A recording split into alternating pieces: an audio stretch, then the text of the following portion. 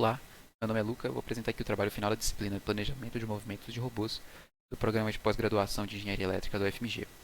O título do trabalho é Planejamento e Segmento de Trajetória no Espaço de Tarefa para um Robô Manipulador de 6 graus de liberdade. Eu vou fazer uma introdução do tema, em seguida eu vou fazer uma descrição do sistema, vou falar sobre planejamento de trajetória por curvas parametrizadas, vou falar sobre o controle cinemático para seguir a trajetória, em seguida eu vou apresentar os resultados em simulação e concluir falando sobre possíveis trabalhos futuros. Os robôs manipuladores com 6 graus de liberdade são largamente utilizados na indústria, desde tarefas de manufatura até montagem, solda, pick and place, inspeção, etc.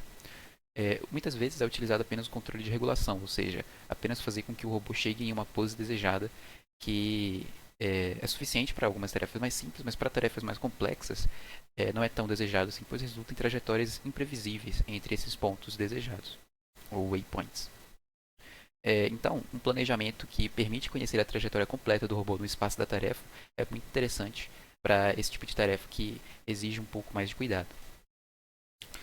Fazendo uma melhor descrição do sistema, a gente tem a configuração Q, é um vetor 6x1, que representa os ângulos de cada uma das juntas do robô. Isso está mapeado nas variáveis de estado do efetuador, que está na ponta do robô, que está no espaço de tarefa. Esse é mapeado através da cinemática direta do robô, e a gente tem os 3 primeiros posições desse vetor representando a posição do efetuador e os 3 últimos representando a orientação do efetuador com os ângulos de roll, pitch e yaw. A dinâmica não linear do sistema, ela representa a velocidade linear e angular do efetuador, que depende da jacobiana do robô naquela configuração Q vezes Q ponto, e são as velocidades das juntas.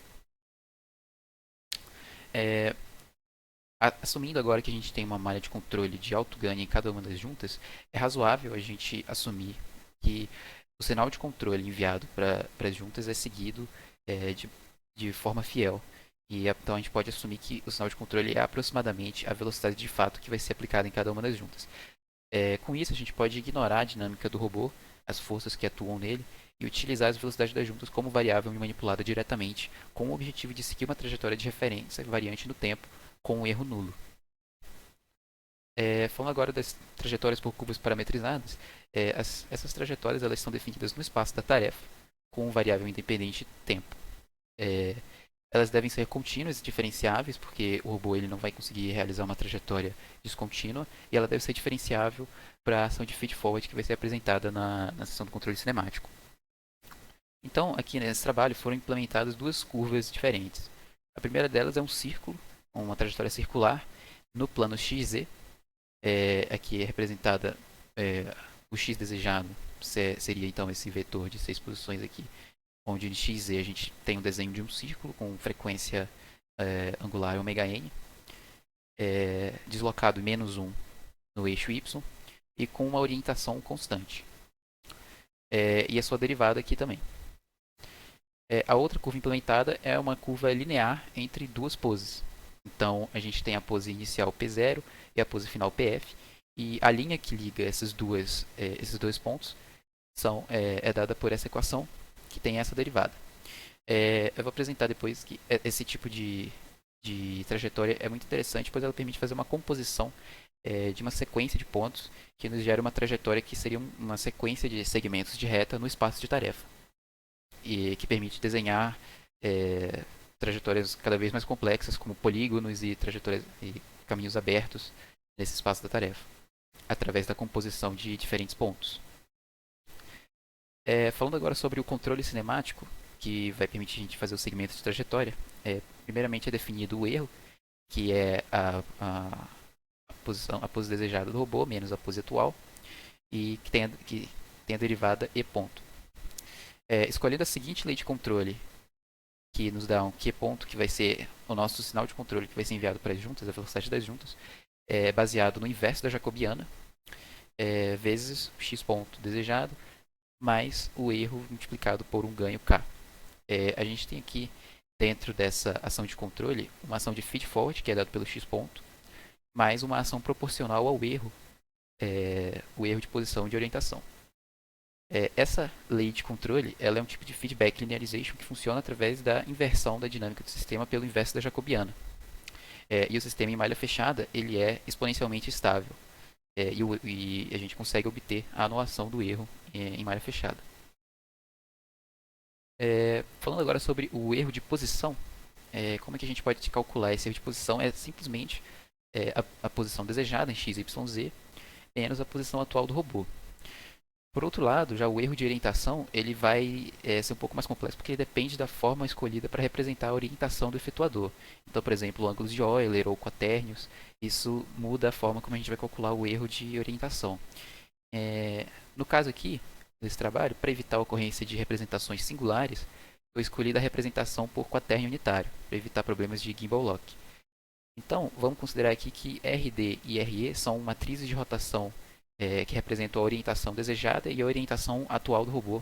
Então, a nossa matriz, o nosso quaternio unitário, ΔQ, que vai representar o erro, a diferença entre esses dois quaternios atual e desejado, ele vai ser dado por essa parte escalar mais uma parte vetorial. E ele é calculado a partir dessa forma aqui.